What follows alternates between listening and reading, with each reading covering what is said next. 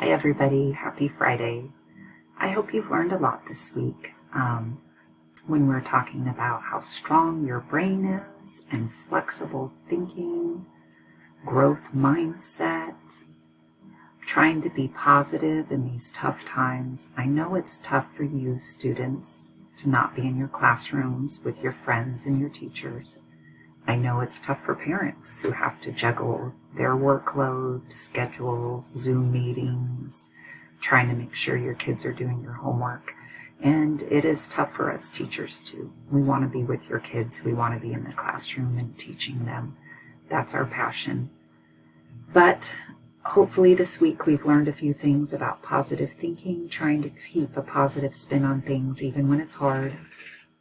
About motivating our kids. I hope those parent tips are helpful and we can get our kids motivated to be doing their work from home, even though it's different.